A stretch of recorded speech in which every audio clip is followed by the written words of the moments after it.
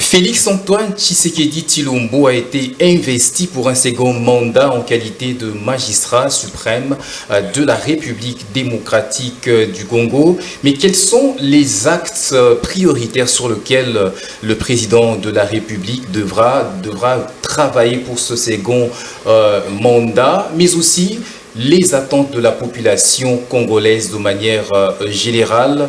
Nous en parlons à travers ces tout premiers numéros de votre émission Paramètres de l'an 2024. Mesdames, Messieurs, bonjour et bienvenue à vous qui avez choisi Vert Pâturage pour nous regarder. Et sur ce plateau, avec moi, ma co-présentatrice Ida Malouba, que je salue chaleureusement. Ida, bonjour. Bonjour Nico Kassanda. Quelles sont les bonnes nouvelles? Ouais, tout va très bien en tout cas, comme vous les constatez d'ailleurs. Enchanté et bonjour à vous tous fidèles téléspectateurs de Vert Pâturage Télévision. C'est pour nous un honneur et un plaisir en même temps de recevoir sur ce plateau le professeur David Dadi Salé. Il est expert en économie de développement, mais également analyste politique qui nous vient de Goma. Bonjour, monsieur Dadi Salé. Bonjour et bonjour à tous. Bonjour. Bonjour, bienvenue sur ce beau plateau de Vert Pâturage Télévision et particulièrement dans cette émission Paramètres. C'est un plaisir. Sans plus tarder, on va déjà commencer avec l'investiture du chef de l'État à la tête du pays, à la tête de la RDC pour son second mandat. Quels commentaires pouvez-vous faire par rapport à cette cérémonie d'investiture? Je pense que c'est un événement et on peut l'analyser rapidement sur le plan de fond et sur le plan de forme. Sur le plan de forme, je pense que c'était exactement un grand événement où probablement beaucoup d'argent ont été mis en jeu, ça s'est remarqué facilement, et que ça a réussi sur le plan diplomatique parce que je pense on a dit plus ou moins 20 chefs d'État ou bien des gouvernements, et on pense franchement que qu'on le veuille ou pas, c'est une réussite dans ces cadres-là, ça c'est sûr et certain. Et sur le plan de forme, des fonds plutôt, on sent que le chef de l'État s'est attelé, n'est-ce pas, sur des points qui peuvent être considérés même comme son programme. Les 6 axes pour arranger la République démocratique du Congo. Mais moi, le point qui m'a plus marqué, c'est le point là où il a dit exactement, il va corriger ses erreurs. Et croyez-moi, il y a tellement eu des erreurs qu'il a vraiment intérêt à les corriger pour le bien de la population congolaise. Et vous avez une idée par rapport à ces erreurs? Oui, bien sûr. Au fond, d'habitude, je ne préfère pas dire que quelqu'un a commis une erreur. Je préfère parler des résultats. Et qu'effectivement, par rapport à tes compétences et à tes prérogatives, nous voyons effectivement si tu es arrivé tant soit peu à avoir des résultats par rapport à tes responsabilités. Les chefs de l'État et les garants de la nation, les chefs de l'État et les magistrats suprêmes, et les chefs des armées, etc.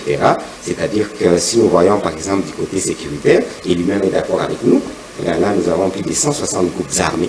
Encore une fois, c'est pas lui qui a commencé, mais ça reste là.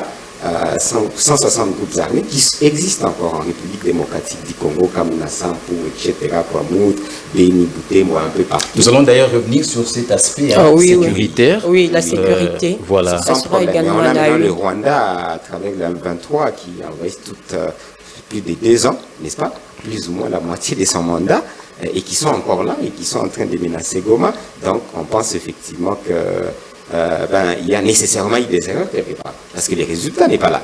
Entre guillemets, le vrai résultat, même si on salue les efforts sur le plan économique, il faut bien le dire, lui-même l'a si bien dit d'ailleurs, on en parlera. Les taux d'échange, c'est une catastrophe terrible. On se pose des questions si on a des économistes dans ces pays exactement. Vraiment, oui. Là, on va essayer vraiment de scruter le discours du chef de l'État en quelques points. On va commencer d'abord avec l'entrepreneuriat.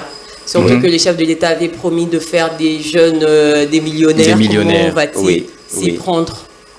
Alors, je suis un expert en entrepreneuriat. Oui. Et je salue un de mes maîtres, Saman Oluto, en passant. Au fond, nous pensons que les bases pour l'entrepreneuriat des jeunes et de toute la République ne sont pas là, en général. Il y a des efforts, mais nous pensons que nous sommes très loin d'avoir l'entrepreneuriat comme il le faut, parce que tout simplement, tout le monde connaît que sur le plan structurel, on n'a pas de route, on n'a pas des infrastructures, etc. Ce qui fait qu'effectivement, un jeune entrepreneur, ça va, pas dans le sens de l'entrepreneuriat macro, mais un jeune entrepreneur ne peut entreprendre avec les infrastructures qu'il a.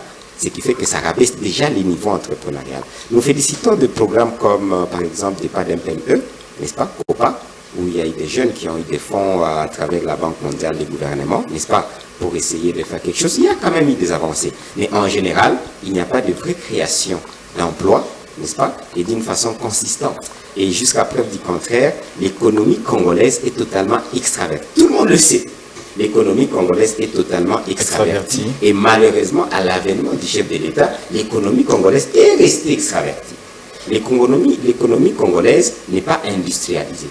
En termes de pénétration industrielle, nous sommes nuls. On n'a absolument pas d'industrie, ce qui fait qu'on ne produit presque rien de nouvelles. Même à Kinshasa, à Goma, un peu partout, on importe presque de tout. Je pense qu'en termes de pénétration, on est à moins de 10 à 15%. C'est-à-dire effectivement que nous importons des tout et pourtant nous avons des capacités. Et pourtant nous avons le ministère de l'Industrie qui existe, le ministère de PME. C'est un constat, s'il vous plaît. C'est-à-dire exactement que nous avons confondu l'entrepreneuriat avec un peu ce que nous pouvons appeler aller chercher des investisseurs à l'extérieur pour venir investir en République démocratique. Et là, en amont, qui devrait-on réellement exactement faire pour que nous puissions arriver à la concrétisation de la vision du chef de l'État par rapport à l'entrepreneuriat des jeunes, comme il en a parlé? Il faut refaire le Congo. C'est simple. Il faut refaire toute la démarche économique et entrepreneuriale. C'est-à-dire que tout étant extraverti pour l'instant, dans tous les ministères, nous avons l'erreur structurelle. Nous avons l'erreur de base. L'erreur, c'est que nous dépendons un peu de l'extérieur. J'avais fait un voyage pour essayer d'expliquer déjà son temps à Matata Mponyo, que Bukangalonzo, c'était un bon projet, mais extraverti. Parce qu'effectivement, les Congolais n'arrivaient pas à apprendre et à se développer comme il le faut. C'est surtout un développement durable, parce qu'on utilisait plus la matière grise, première, n'est-ce pas, des étrangers. Mais tous les autres programmes, c'est la même chose. Dès que vous parlez des 100 jours qui ont construit ces ponts ici, dès que vous parlez, vous avez vu comme vous-même que qui a commandé, juste commandé, qui a commandé des maisons préfabriquées? Un étranger. Et dès que vous parlez de l'industrie, mais jusqu'à preuve du contraire, nous nous tournons encore vers une économie tournée vers exactement le minier. Et tout le monde le sait. Mais les minéraux ne vont pas faire développer la République démocratique du Congo. Jusque-là, l'agriculture, ça ne marche pas assez. Et les services, ça ne marche pas exactement. Mais exactement, vous avez compris. Et la structure dans laquelle nous nous trouvons, si vous parlez par exemple des banques, ça va? Là, nous sommes dans les secteurs financiers. Écoutez, je suis désolé, ce n'est pas une information parce que tout le monde le sait. Mais c'est au chef de l'État de faire l'inverse, mon Dieu. C'est que nous n'avons pratiquement pas de banques congolaises. À plus de 97%, si je ne m'abuse, même 99%, ce sont des banques étrangères. Nous n'avons que des succursales, madame. On comprend que beaucoup reste à faire, en tout cas, pour c'est clair, parce que si nous ne contrôlons pas les systèmes financiers, eh bien, c'est-à-dire que nous ne contrôlons pas ni les crédits, ça va, ni le taux, comme on l'a dit effectivement, ni la politique financière, on ne la contrôle pas. On ne contrôle pas l'argent de la République démocratique. Le chef de l'État a promis d'augmenter le pouvoir d'achat. Et là, on voit que déjà le taux du dollar américain ne stabilise exactement, pas. Parce que l'erreur monumentale, c'est que nous sommes dans une économie américaine. Nous sommes effectivement dollarisation. Ce qui fait que c'est une monnaie des réserves. Mais c'est devenu une monnaie d'échange. Comme je vous ai dit, c'est un peu comme si on n'a pas de ministre. On n'a pas de règles. C'est interdit. Je le répète, je suis à la télévision. C'est interdit par la loi congolaise, qui est concurrence, ça va, de la monnaie du franc congolais. Mais ça s'est fait matin, midi, soir, dans nos banques, à travers les gouvernements et à travers tout le monde. Où est le gouvernement? Alors, c'est là où je vous ai parlé des erreurs, vous me comprenez? Et là, je parle des erreurs formelles, s'il vous plaît. Et je sais de quoi je parle. Donc des résultats qui n'ont pas été atteints. Vous ne pouvez pas atteindre un résultat si vous n'avez presque rien fait. La première chose à faire, c'est quoi? C'est tout faire prendre les risques. C'est là où je vous ai dit qu'il nous faut une révolution politique et une révolution culturelle. Quand les chefs de l'État parlent du peuple d'abord, nous parlons de notre philosophie qui n'est pas contraire. au slogan du chef de l'État, c'est-à-dire Kujitegemea, Tomibukela Tuso Sange Mosi Tuji Kebela. Tout ce qui doit se Là, passer. ça veut dire quoi exactement? Ça veut dire que toute la politique congolaise doit tourner vers le peuple congolais, vers l'intérêt du peuple congolais. Or, vous comprenez très bien, effectivement, que quand tout est extraverti, écoutez, il ne s'agit pas seulement des banques. Si vous allez dans d'autres secteurs de communication, quelle est l'entreprise congolaise que vous avez, que nous avons? Bon, presque pas. Ben, allons sur les supermarchés. Quels sont les supermarchés congolais que nous avons vraiment parmi les grands? Au fond, l'aviation. Qu'est-ce que nous avons? C'est-à-dire exactement que le chef de l'État a l'obligation, quand il parle de l'entrepreneuriat, ça va, de mettre des structures pour que les Congolais soient des grands entrepreneurs. Pas des petits suiveurs parce que vous avez vendu 10 000 $, 15 000, 1 million de dollars. C'est ça l'entrepreneuriat? Oui, mais ça c'est trop petit. Le Congo a un potentiel que nous devons avoir des milliardaires. Nous devons avoir des millionnaires. On doit créer une classe politique, effectivement, le plus rapidement possible, parce que tout simplement, avec un peu cette politique que tout le monde exploite, sauf nous, ça va, des protectionnismes, ce sont des petites matières, madame et messieurs. Alors, vous avez dit que tout doit être refait. Et pensez-vous que dans les durant ce quinquennat, tout sera fait? Le chef de l'État aura suffisamment le temps de tout refaire et améliorer les choses. Il a eu le temps, il ne l'a pas suffisamment fait, il a encore une chance, il peut le faire. Mais il ne peut pas le faire avec les mêmes personnes qui n'ont ni l'intention, je pense qu'ils sont compétents, ils ont des connaissances, mais ils n'ont ni l'intention de le faire parce qu'effectivement ce sont des égoïstes, ce ne sont pas des patriotes. Là, il se pose une question de choix. Nous avons un problème d'hommes en République démocratique du Congo et toutes les recherches le prouvent. Je suis scientifique avant d'être analyste politique. Toutes les recherches le prouvent. De la République démocratique du Congo, nos recherches de l'étranger, c'est un problème d'hommes. On a un problème de leadership. On a un problème de leadership politique. On a un problème de leadership de la société civile, on a un problème de leadership des églises, en fin de compte, on a un problème de leadership partout. Ce qui fait qu'il faut refaire l'homme congolais. Et ce n'est pas compliqué. Il y a un livre que j'écris qui n'est pas encore fini, j'ai dit, c'est sacrifier une année pour sauver notre nation. Ne pensez pas que c'est une équation difficile, mais c'est seulement, il faut une révolution. Parce qu'au même moment, vous ne pouvez pas remettre toutes les personnes de 1+4, toutes les personnes qui ont dirigé la République démocratique du Congo depuis 20 ans, 30 ans, 50 ans, parce qu'ils connaissent. Mais j'écris dans ces livres-là, j'ai dit, les expériences dont la République démocratique du Congo n'a pas besoin. Alors, si le chef de l'État est entouré par les expériences dont la République démocratique du Congo n'a pas besoin, vous attendez à quel résultat? Donc, il faut qu'il y ait renouvellement de la classe politique. Tout le monde l'a dit, madame, ce n'est pas Dadi Saleh qui l'a dit. C'est au chef de l'État, il est dans le pouvoir exécutif.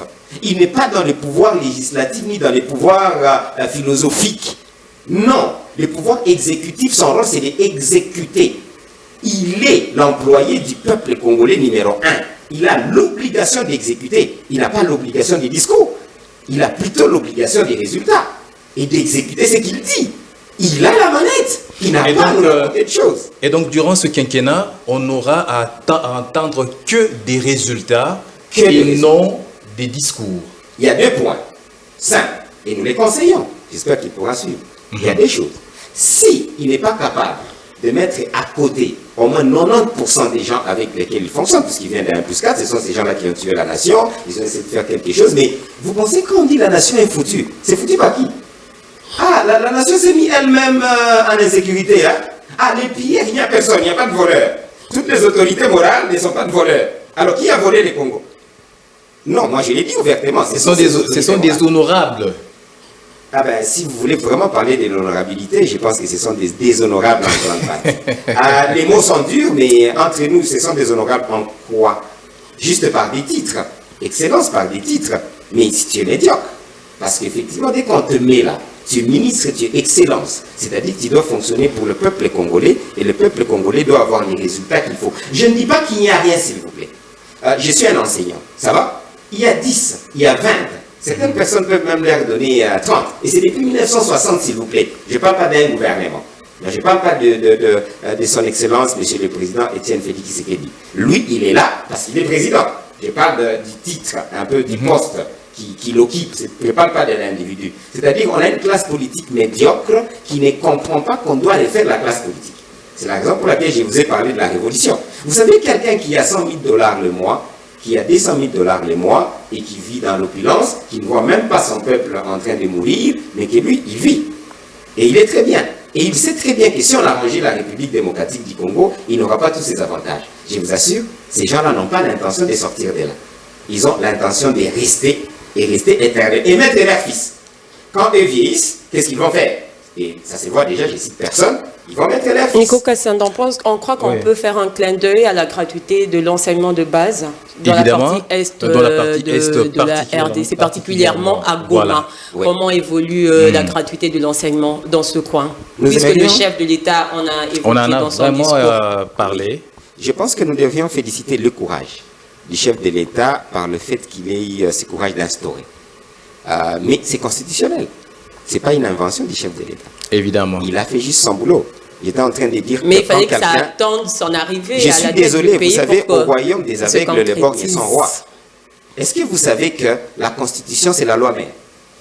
Vous êtes dans l'obligation de faire les 40%, de retenir la source. Vous êtes dans l'obligation de faire effectivement la gratuité de l'enseignement. Mais si les autres ne l'ont pas fait, ne me dites pas que je dois féliciter quelqu'un qui a 30%. Je félicite les 30%, mais je pense que tu as échoué, excusez. Donc, dans ce sens-là, je félicite le fait d'avoir mis sur pied au moins l'application de la gratuité, ça c'est sûr et certain, d'avoir essayé, mais il y a beaucoup à faire, ça va, et que cette fois-ci, il faudra qu'ils puissent comprendre que la gratuité, c'est pas Kinshasa, c'est pas Goma. Là où nous avons plus besoin de la gratuité, c'est le Congo profond, le vrai Congo. Là où vous avez des enfants que je connais très bien, qui n'ont même pas de toit pour étudier. Mais ça va aller graduellement. Et comme ça a commencé par les 3 provinces que vous avez citées, nous espérons, et la population congolaise espère que ça va s'étendre également dans les autres provinces du Congo profond. Donc si on comprend, dans le Congo profond, la gratuité n'est pas encore effective. Si, la gratuité est effective dans ce sens-là, mais elle n'est pas efficace. Okay. Il ne faut pas confondre l'effectivité et l'efficacité. Ouais. Vous voulez l'effectivité ou vous voulez l'efficacité? L'efficacité, merci beaucoup, madame. C'est-à-dire effectivement que nous félicitons la gratuité, mais nous voulons que la gratuité puisse être efficace, puisse arranger l'éducation. Est-ce que vous savez que vous pouvez maintenant avoir des salles où on pouvait avoir 30 personnes, mais là vous avez 150 personnes? Ces enfants-là étudient quoi? Et qu'effectivement, l'enseignant est moins rémunéré.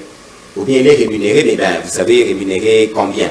Ça va, c'est 100 $, c'est 150 $, il n'arrive pas à nouer les 2 bouts du mois, il n'a pas les outils. Je félicite la gratuité, je demande au chef de l'État exactement, n'est-ce pas, de s'y mettre, parce que je pense qu'il y a trop de millions de dollars qui sont dépensés inutilement par des gens qui, je pense, ne doivent pas les avoir. Exemple, les députés, qui ont de 21 000, on ne sait même plus si c'est 30, si c'est 15, le président lui-même qui ne connaît pas, je m'excuse son salaire, je suis pour le président, mais qui ne connaît pas son salaire, non, il a été mal conseillé, et on sait qu'au Sénat, c'est peut-être 100 000, 200 000 $, les présidents, par mois. Donc au fond, est-ce que vous savez, madame et messieurs, que officiellement, nous avons l'obligation de respecter la tension salariale, l'échelle salariale. Allez à la DGI, on va vous en parler. Ça existe, c'est technique, c'est là. Toute personne qui ne respecte pas l'échelle salariale, c'est-à-dire qui n'est pas dans la légalité.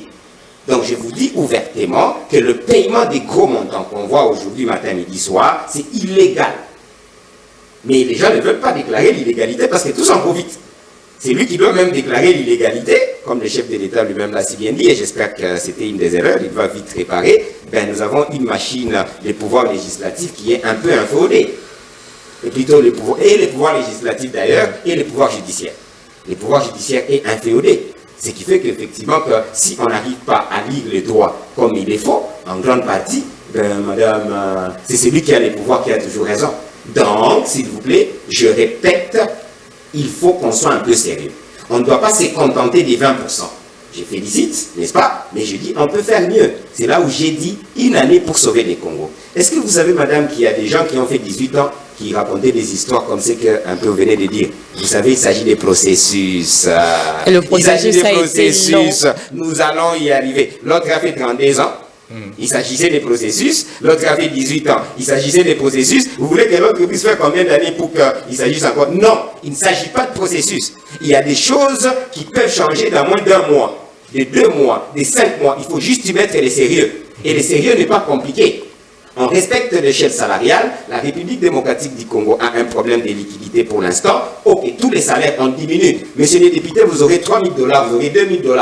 Les DG, vous aurez 1 500, 2 000 $, juste pour manger. Et comme ça, les militaires peuvent avoir plus, et etc. On a fait. Vous voulez une année, pourquoi? Vous voulez quel processus, madame? Donc là, ça demande une volonté ferme. C'est ça, c'est ce que je vous ai dit. C'est la volonté. C'est la révolution. Il ne s'agit pas de processus. Quel processus? C'est prendre l'acte immédiatement et demain, ça s'applique. Vous attendez quoi? Quel processus? Alors, professeur Dadi Saleh, le président de la République a été investi, place au travail. Mais quelle devrait être son attitude vis-à-vis de ses collaborateurs directs pour réaliser tout ce qu'il doit réaliser? Alors, 2 points. Pour l'instant, il faudra qu'il comprenne qu'il a de matière dans ces 6 points qui sont structurels, c'est-à-dire macro, n'est-ce pas? Et il y a de points opérationnels, fonctionnels.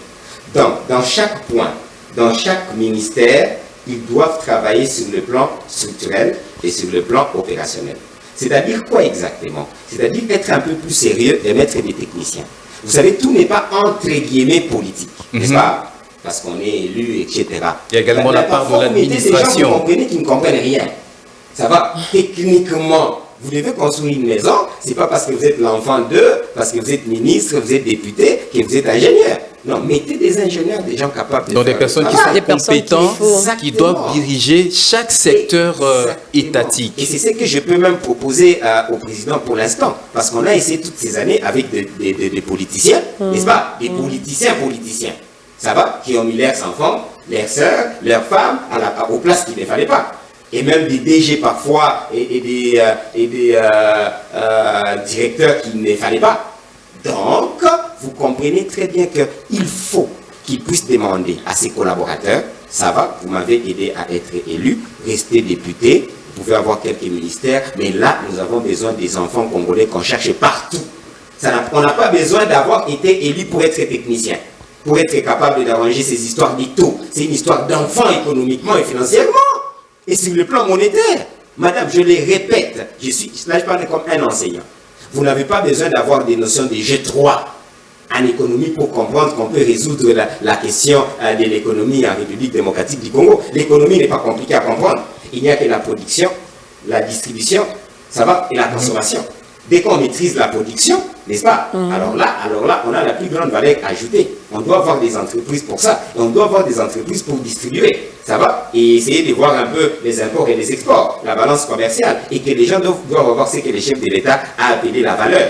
N'est-ce pas? Pour être capable de les consommer. Là, la capacité de consommation, ce n'est pas compliqué. Ce n'est pas le temps. Les moments, il n'y est pas pour expliquer comment ce n'est pas compliqué. Mais quand nous tournons en rond, ça va?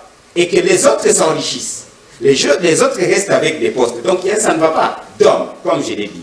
Deuxième angle, s'il n'est pas capable de tout les changer, ce qui semble être le cas, n'est-ce pas? Alors, je propose au chef de l'État d'être rigoureux. Ok. C'est aussi facile que ça. Il a dit indirectement, et c'est là où je l'attends, corriger les erreurs. Il faut qu'il s'impose. Excellence, Monsieur le Président, soyez rigoureux. Petite erreur, vous êtes chassé. N'attendez pas que les gens puissent commettre des erreurs énormes et voler. Quand quelqu'un a volé $1 million, vous le laissez. Non, même si quelqu'un vole $10 comme au Japon, vous êtes viré. Parce qu'aujourd'hui, c'est la corruption. Ça va? C'est le vol qui est devenu, si tu ne sais pas voler, donc tu n'es pas un homme. Ça va? Donc, les antivaleurs sont devenus des valeurs. Les chefs de l'État doivent taper sur la table. Vous avez vu, il y a un chef de l'État qui a changé tout son cabinet. Parce qu'il y avait des corruptions, un chef d'État africain. Ça va? Il a changé tout son cabinet. Vous changez. Vous devez avoir des hommes intègres qui travaillent pour la nation, pas pour vous. Pas pour vous, chef de l'État.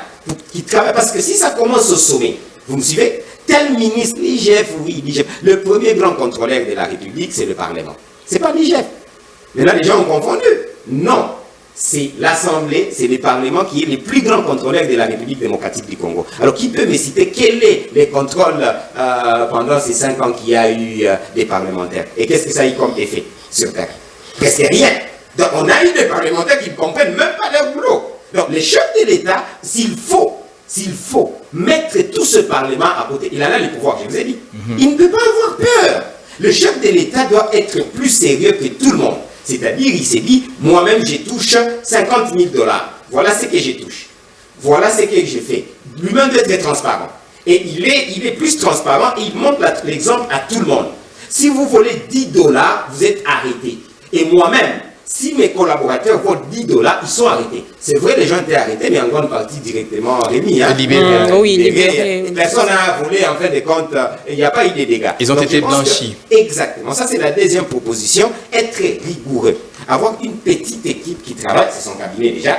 Des gens rigoureux, vol, corruption, tentative de vol, vous êtes viré.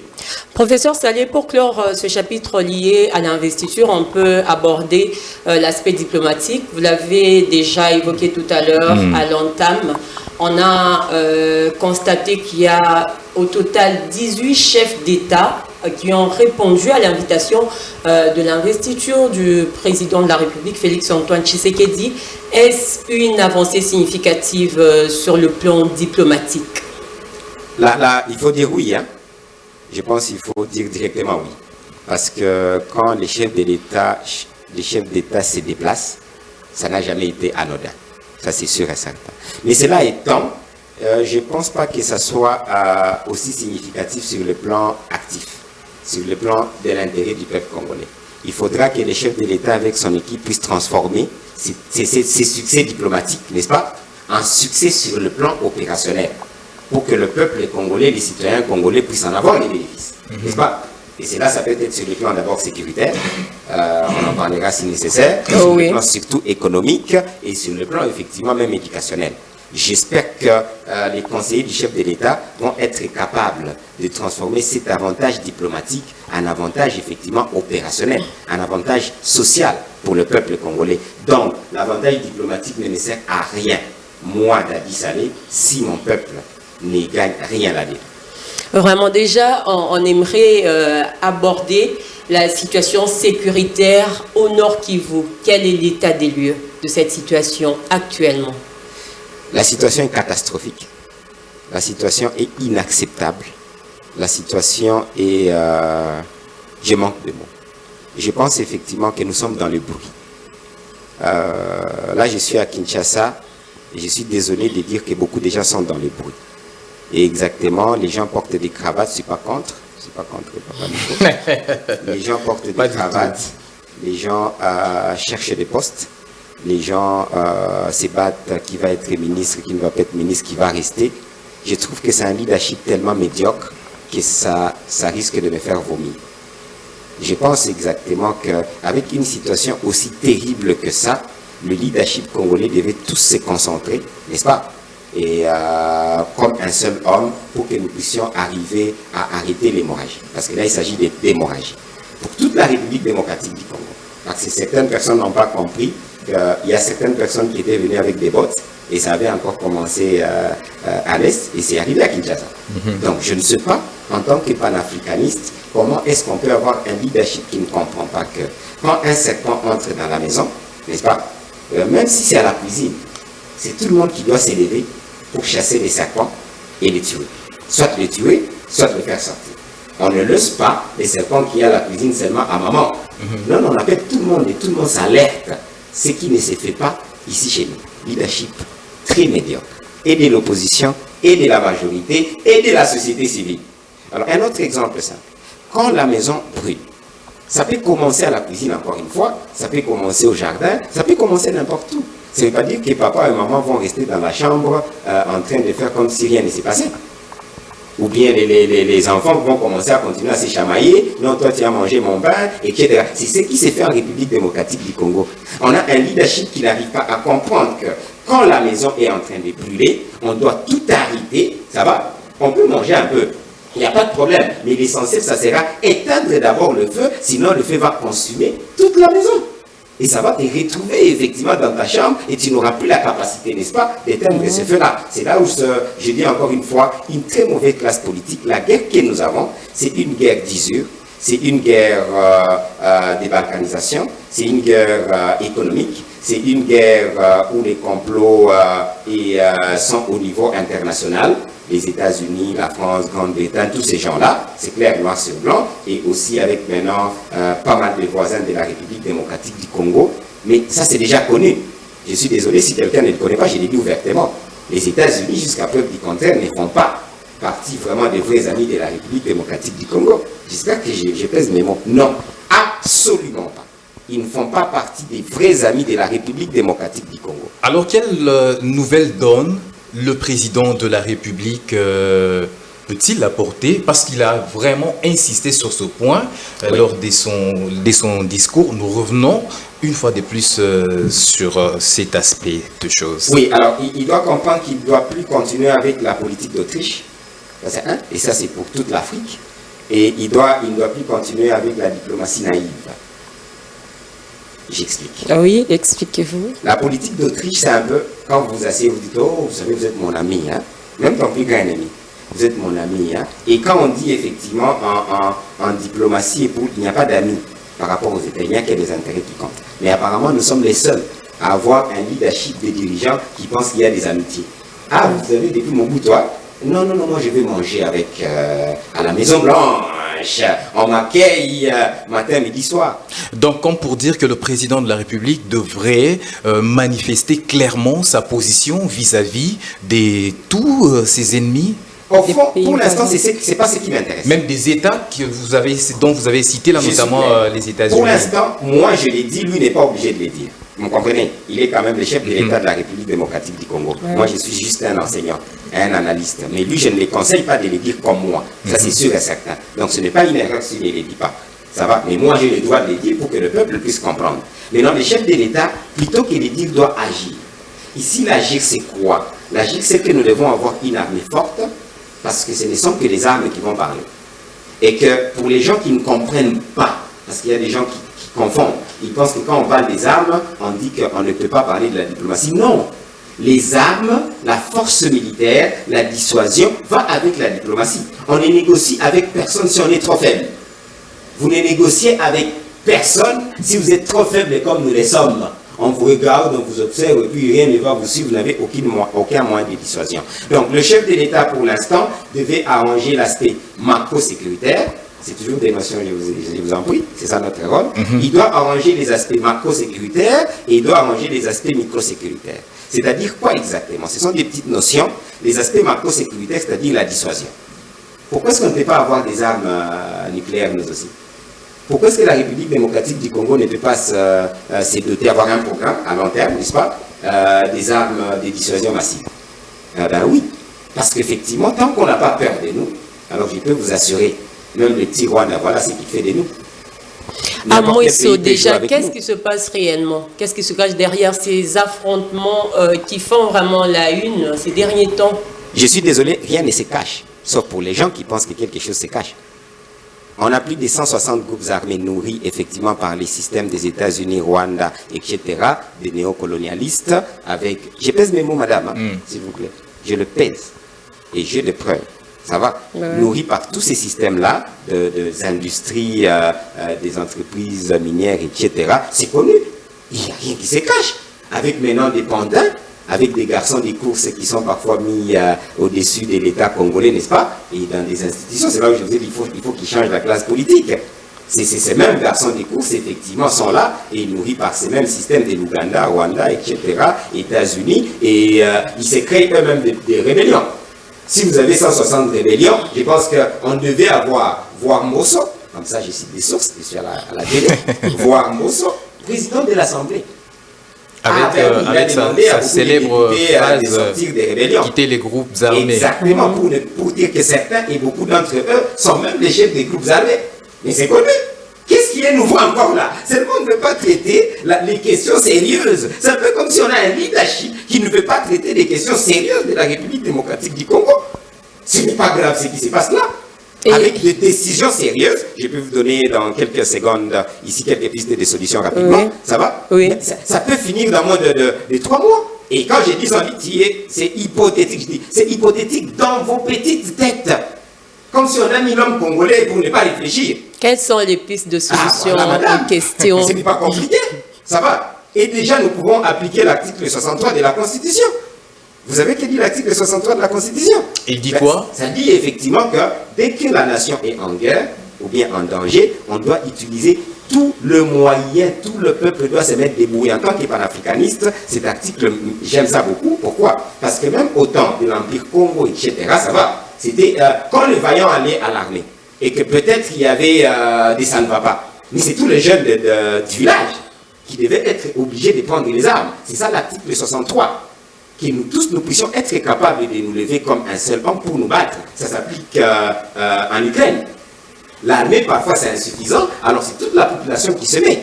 Et que c'est une préparation d'une semaine, 2 semaines, 3 semaines, avoir des réservistes. On félicite cette loi, n'est-ce pas, par rapport aux réservistes, qui est une bonne loi. Et on félicite déjà les Ouazalènes, les patriotes qui sont pratiquement dans ça. Vous comprenez? Ouais. Donc, maintenant, comment ça peut se passer? Mais avant cela, on applique aussi l'article 86. L'état des sièges, c'est l'article 85 de la Constitution. Mais l'article 86 qui suit immédiatement, ça va, c'est la déclaration de la guerre. Jusqu'à preuve du contraire, madame et monsieur, on n'a jamais utilisé l'article 86. Ah, nous sommes la seule nation au monde. On nous attaque, tout ce que nous savons faire, c'est pleurnicher. On nous attaque, recourir à la diplomatie. Nous avons des preuves, but we don't retaliate. On ne fait pas des contre-offensives. On nous tire dessus, nous avons des preuves que c'est les Rwandais, c'est les Ougandais. Est-ce que vous savez que nous sommes la seule nation pratiquement au monde où nous coopérons avec les Ougandais, n'est-ce pas, à Ituri, parce que nous en parlé, à Ituri et à Beni, où nous avons une collaboration militaire contre les ADF, et que, avec les rapports de l'ANER, je cite, les rapports des Nations Unies, l'Ouganda combat totalement aux côtés, pour ne pas dire que c'est l'Ouganda qui est le M23. Parce que pour moi, le M23 n'existait pas. Alors, madame, si vous voulez vraiment me parler de l'intelligence congolaise, de l'intelligence du leadership congolais, comment vous m'expliquez ça? Nous nous battons, nous avons un contrat, ça va? Ou en Ituri et à Beni, c'est lié, hein? Pour ceux qui voient un peu la géographie, totalement lié. Oui. Et de l'autre côté, donc, nous nous battons contre eux à Bunagana et à Rutshuru et à Masisi, et nous nous battons avec eux à Beni et à Ituri. Et vous appelez ça intelligence, madame? Non, mais c'est pas possible, parce que vous avez les enfants de 1 plus 4 qui sont là, qui ont été mis exactement par l'Ouganda. Donc l'Ouganda a encore une petite main sur la République démocratique du Congo. La même chose avec les Rwandais. Les Rwandais a une grande main. Vous savez que nous avions eu James Kabarebe comme chef d'état-major de la République démocratique du Congo, et même du CAB. Au moins, pour une fois, les ridicules ne tuent pas. Et je ne parle pas des ondits, je ne suis pas dans des groupes WhatsApp, madame. Tout ce que je sors de ma bouche, il y a des preuves. C'est lui qui en veut, il veut nous voir. Vous avez tout à l'heure parlé des Ouazalendo. Est-ce que ces compatriotes soulagent tant soit peu la population avec ce sont le seul, pour ne pas dire le Congolais, où je pense que je peux leur donner au moins 90%. Pas des gens qui portent des cravates ici en train de chercher à être député, président, etc. Je suis Mouzalendo, madame. À 100%. Parce qu'effectivement, pour être Mouzalendo, il ne faut pas se mettre au front. Ce sont des patriotes qui comprennent qu'on doit soutenir effectivement les actions de ces jeunes. Il ne s'agit pas des rébellions. Les gens confondent. Non, il ne s'agit pas des rebelles. Il ne s'agit pas des groupes armés. C'était nos enfants qui se sont dit non, trop c'est trop quand même.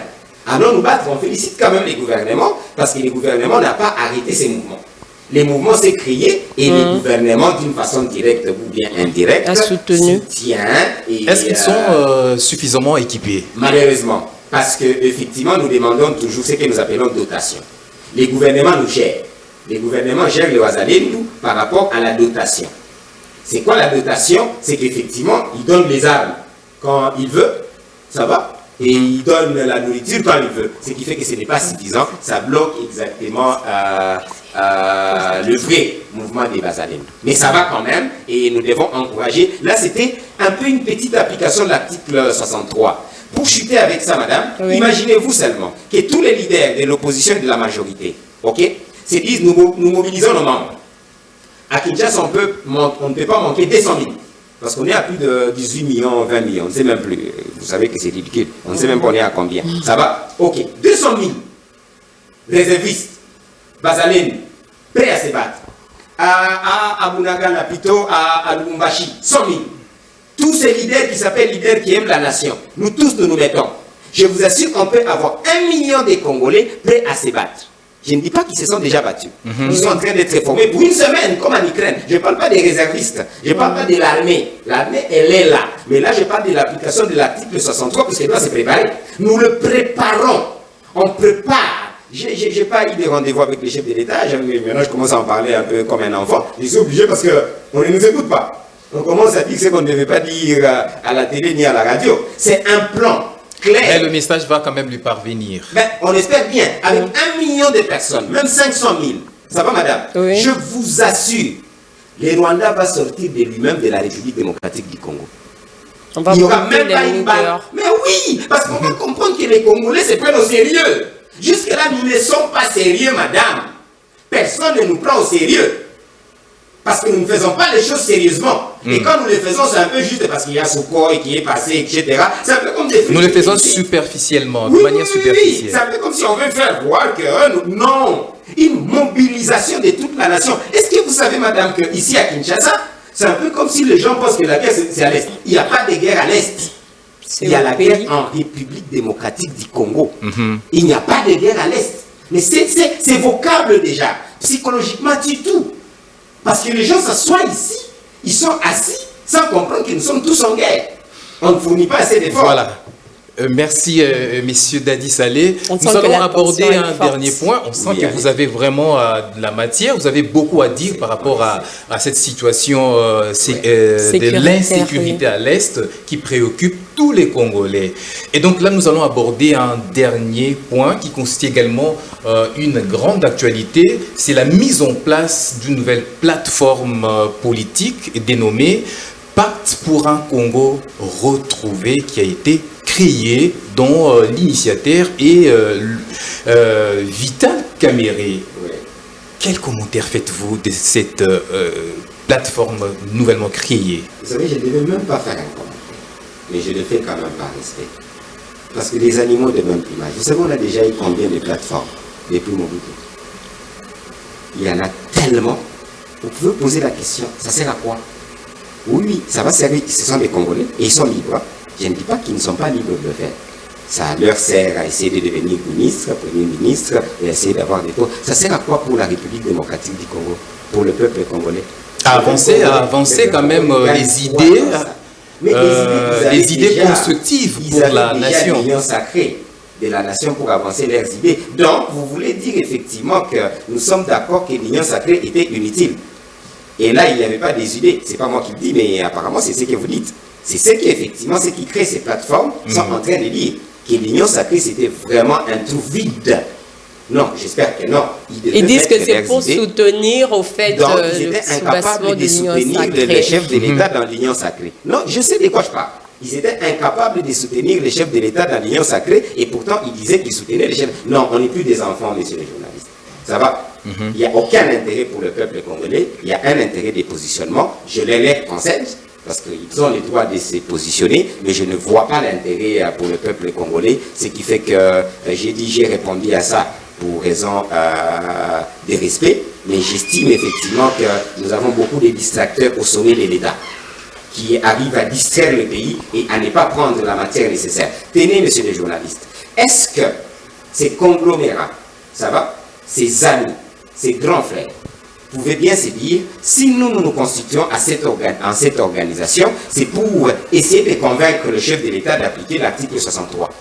Ou bien, par exemple, de se dire que, bon, ok, du côté industriel, nous sommes d'accord, n'est-ce pas? Il y a de la matière, hein? Nous sommes d'accord, convaincre le chef de l'État qui nous donne des primatures, parce que nous voulons exactement que l'économie congolaise ne soit plus extravertie.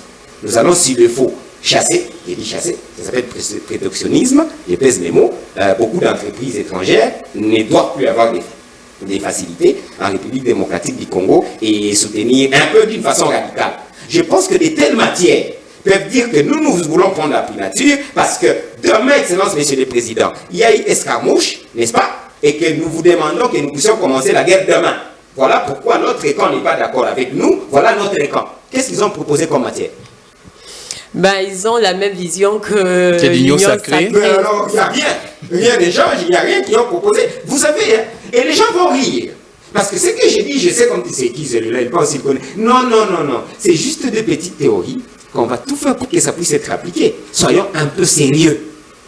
Je pense qu'ils ont le droit, créer toutes les plateformes comme vous voulez, c'est de votre droit, c'est constitutionnel, mais quand même, ça doit avoir un intérêt pour le peuple congolais, et là, je n'en vois pas, ce qui fait que je demande au peuple congolais de bien observer beaucoup d'aventuriers qui sont en train de nous entourer. Professeur Salé, nous sommes presque à la fin de l'émission, mais une toute dernière question sur cette promesse du chef de l'État qui dit qu'il va associer les opposants pour gérer le pays, pour faire avancer le pays. Est-ce une faiblesse dans le chef du président de la République? Non, c'est une force. Seulement, il ne faut pas le dire, il faut l'appliquer. Il ne faut pas qu'il appelle les opposants pour les appeler comme des garçons de course. Ça ne marche pas. S'il veut associer les opposants, qu'il puisse les associer. Et moi, je suis tout à fait d'accord avec ça. Comme des gens capables de lui apporter des idées, et il peut prendre certaines idées pour les appliquer dans son programme. Si vous appelez des gens, des garçons, comme on le dit, comme vous, pour que ce soit des garçons de course, pour vous, ça ne marche pas. Donc je pense que associer l'opposition, c'est une meilleure... Pour l'instant, pour moi, madame, je pense que les Congolais doivent tellement s'unir qu'on ne doit même plus penser au Parlement, au ministère, à l'opposition à la majorité. La priorité des priorités, c'est se battre. C'est reprendre notre économie. Donc je pense que c'est tout ça, je suis obligé de le dire, mais ce sont des distractions. Si ça ne dépendait que de moi, j'ai dit, chef de l'État, appelez tous ces gens-là, ces candidats présidents et tout le monde. Mobilisons pour que nous puissions avoir effectivement l'article 63, les maximum d'amis pour aller se battre. Ça si c'était moi. Et qu'effectivement, nous allons reprendre notre économie. Qui est capable de faire ABCD? Nous associons tout le monde. Mais voilà, est-ce qu'il peut avoir ce courage-là? Je crains que non. Voilà, professeur Dadi Salé, nous arrivons pratiquement à la fin de cette émission. Le mot de conclusion pour tous ceux qui nous ont pris en cours. Je pense que le chef de l'État reste le chef de l'État. Il a fait son discours à l'investiture et que tout ce que nous pouvons lui souhaiter, c'est une bonne chance. Mais nous lui demandons exactement de comprendre qu'il est un travailleur de la République démocratique du Congo, qu'il puisse prendre les meilleurs enfants de la République démocratique du Congo. S'il continue à suivre les dialoguistes, je pense qu'il peut rester président pendant 5 ans et 10 ans, mais parmi les présidents les plus inutiles, parce qu'on a eu la majeure partie des présidents et des leaders très inutiles pour la République démocratique du Congo. Je vous ai dit, je ne suis pas dialoguiste. Moi, l'utilité, c'est par rapport au peuple. L'utilité, ce n'est pas par rapport à ta grandeur, à ton argent, parce que vous savez, tout le monde qui donne l'argent, on l'applaudit, malheureusement. Donc, ils ont fait perdre la valeur au peuple congolais. Au fond, il n'y a pas de ministres qui ont volé. Si vous allez dans leur camp, tout le monde est extraordinaire parce qu'ils donnent l'argent. Donc, mon mot ici, c'est est-ce qu'on peut refonder cette nation? Est-ce que le chef de l'État peut être capable de faire ce que j'ai dit, la révolution politique et la révolution culturelle, en utilisant une de nos théories qu'on lui propose, c'est l'intelligence déconstructive. Je répète. Est-ce que le chef de l'État peut faire la révolution politique et la révolution culturelle en utilisant une des stratégies qu'on appelle intelligence déconstructive? L'intelligence déconstructive, c'est accepter ce que nous avons, n'est-ce pas? Mais tout en faisant tout pour que nous puissions avoir le meilleur et le plus rapidement. Merci beaucoup, professeur Salé. C'est pratiquement la fin de ce numéro de Paramètres. Merci d'avoir été de nôtres. Merci à vous aussi, Nico Kassanda, d'avoir participé à cette émission. Fidèles téléspectateurs, nous vous remercions également de nous avoir suivis. Le prochain rendez-vous, c'est dans quelques jours avec un nouvel invité. Merci de rester branchés sur la chaîne du repos. À la prochaine.